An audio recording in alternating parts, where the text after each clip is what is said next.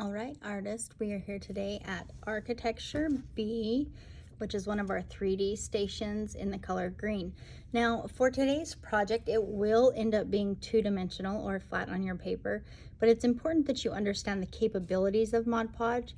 You use the similar technique with paper mache to create sturdy objects or piñatas, things that are really fun to look at and to display when you get done. So today we need to get out and clean up our Mod Podge, successfully use it, clean up our art supplies, and put my artwork on the rack to dry. I have an experiment page already prepped. It says Architecture B.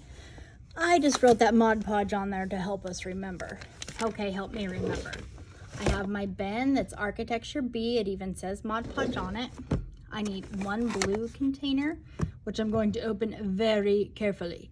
Now these brushes need to be washed out so thoroughly in the sink when you're finished, because if you don't, then any glue or Mod Podge that's left in here will ruin this brush and nobody else can use it. So if you are using this, I don't start out with wet brushes, but they'll be wet when you finish. And a plate. So the first thing I'm going to do is figure out what scraps I want to use. Now guys, remember, this is experiment. I'm learning. It's okay with me if it doesn't have a real picture, if you're just learning how to layer things, rip them, tear them, make something cool. Up to you. Sometimes I like to just get to work on my papers and then figure out what they're gonna be.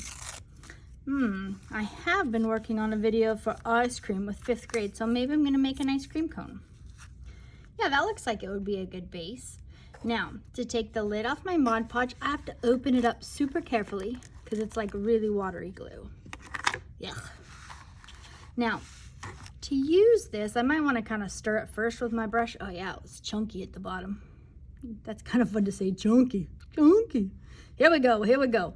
Now, just like with our other glue that's dip, wipe it on the lip, I don't want to make a big mess with this. So I'm going to dip it, brush it off real carefully. I can brush it on my spot on my paper, leave my brush in my glue, put my papers on top. And then I'm going to completely cover this with Mod Podge again. Now, if I push really hard, it's a little slimy under there and it might scooch around. So I like to just do a little dab method, dab, dab, dab to dab. I should make up a song, I know, it's so good. Now what's gonna happen is this construction paper is a little bit thicker.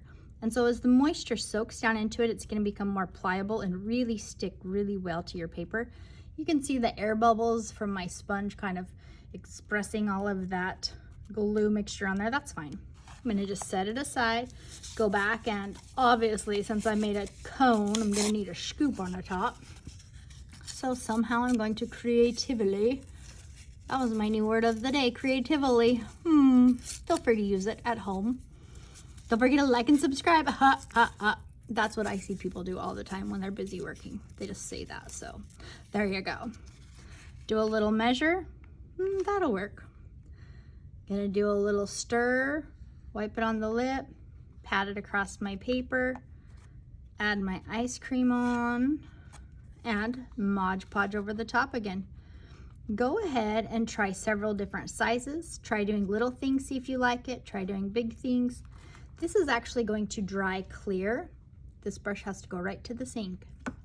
This will dry clear, but until it gets dry, it's very goopy. So pretty please leave your artwork open, which has your name on it, I'm sure, artists, I'm sure. Go put it on the rack to dry, and you'll be able to pass off Architecture B. Nice work.